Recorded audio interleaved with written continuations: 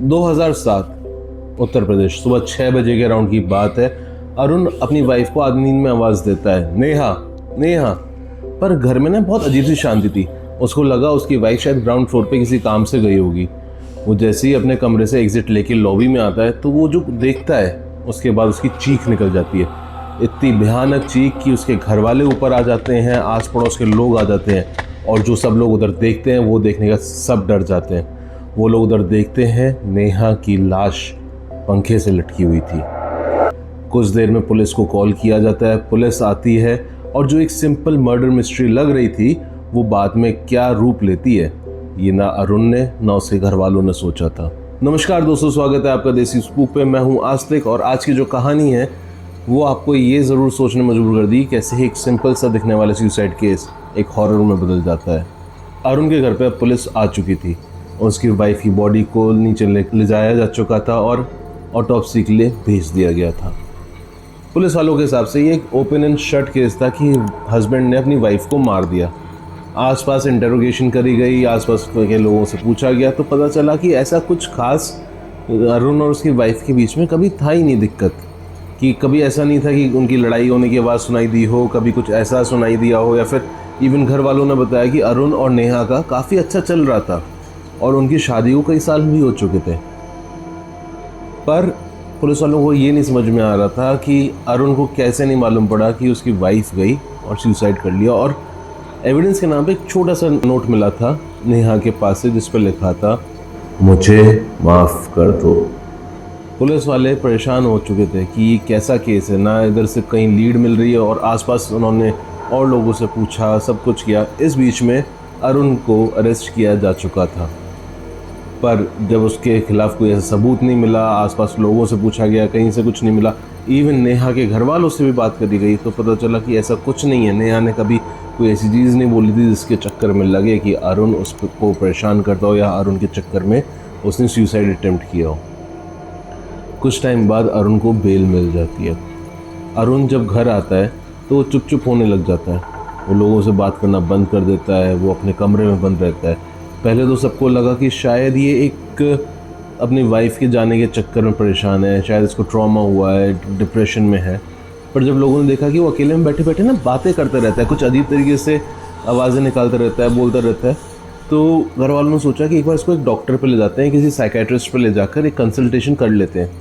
Psychiatrist उसको दवाइयाँ देता है, बताता है कि ये डिप्रेशन का शिकार है, जो एक नॉर्मल साइकेट्रिस्ट बताते हैं कि हाँ ये डिप्रेस्ड हैं क्योंकि इनकी वाइफ का अचानक से इतना सब कुछ हुआ। उसको दवाइयाँ देते हैं, पर अरुण का उन दवाइयों से कुछ असर नहीं हो रहा था। ये देखा देख घर वालों ने पहले कुछ टाइम सोचा शायद अपने आप अरुण बाहर आ जाएगा इन सब चीज़ों में से, पर वो बहुत गलत थे। अरुण की कंडीशन धीरे धीरे ख़राब होने लगी। अरुण रात को अजीब अजीब आवाज़ों में चिल्लाने लगता, कभी रोने लगता, कभी हंसने लगता, और कभी अजीब तरीके से हाथ पैर इधर उधर मारने लग जाता। पर उसे घर वालों को नहीं समझ में आ रहा था अब हम करें तो क्या करें। पर एक रात हद तक पार हो गई जब वो अपने घर से भाग गया, और भागा तो भागा, बिना कपड़े पहने भागा था। घर वालों ने हर जगह सर्च किया, उसको अलग अलग जगहों पे ढूंढा गया, तब जाके वो पास के एक जंगल जैसे एरिया में मिला, पर वो उधर अनकॉन्शियस था। उसके घर वाले उसे वापस लेकर आए और उसको बांध के रखा कुछ टाइम कि कहीं भागे ना।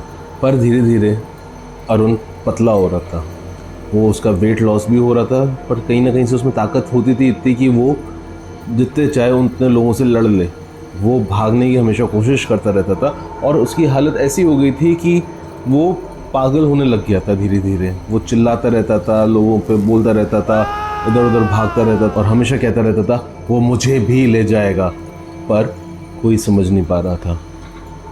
कुछ टाइम में अरुण की हालत इतनी बुरी हो गई कि वो 80 किलो से करीब 50 किलो पे आके रह गया।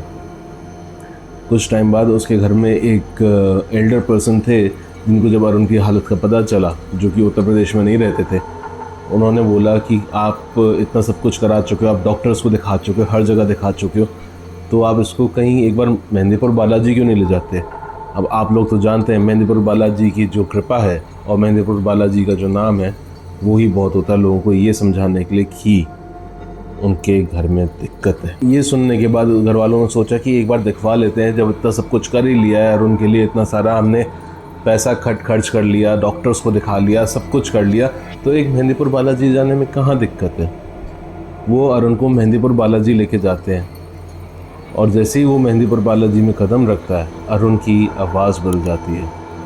उसकी आवाज़ में 2 अलग अलग आवाज़ें बोलना शुरू हो देती हैं और वो दूसरी आवाज़ और भी डरावनी होती है।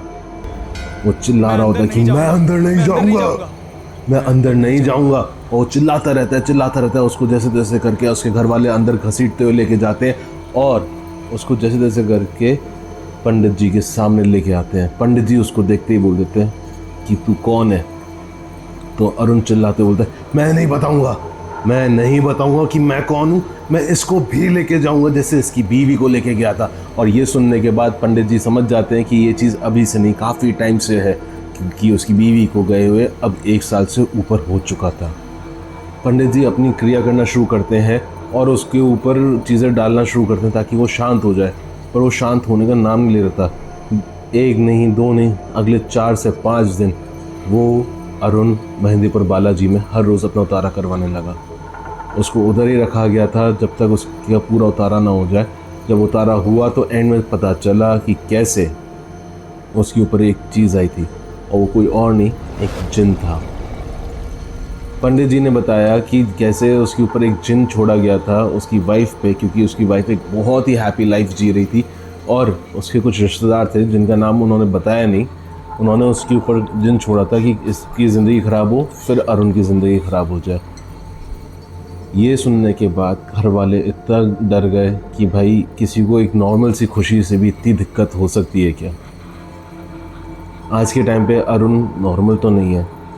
उनके साथ जो इतना सब कुछ हुआ उसके बाद उसने अपना थोड़ा सा मानसिक संतुलन खो दिया है, बट वो अब ये है अपने घर में ही रह रहा है, उसका कोई एपिसोड नहीं होता। इस चीज़ को हुए अब अराउंड 20 साल होने वाले हैं और आप सोचिए सिर्फ एक जेलसी के चक्कर में एक जान गई और दूसरी जान अधमरी हो गई। मैं तो हमेशा कहता हूँ कि आपको अगर ऐसा लगता है कोई आपसे जल रहा है या फिर कुछ भी है, कुछ नहीं तो थोड़ा धार्मिक हो लो, थोड़ा मंदिर चले जाओ, थोड़ी चीज़ें करो ताकि आपके अंदर कोई चेंज होगा या कोई कुछ कर रहा होगा वो नलिफाई हो जाएगा, वो चीज़ हट जाएगी। बाकी अगर आपको ये कहानी पसंद आई हो तो लाइक करें, शेयर करें, सब्सक्राइब करना मत भूलिएगा। बहुत मेहनत लगती है ये सारी कहानियाँ लाने में, सब्सक्राइबर से जुड़ना, उनकी फैमिलीज़ वालों से जुड़ना, पूरी कहानी समझना और फिर ये कहानी आपके पास लाना, और बदले में क्या मांग रहा हूँ, सिर्फ एक सब्सक्रिप्शन। तो ध्यान रखें, खुश रहें और हमेशा दूसरों से बचें।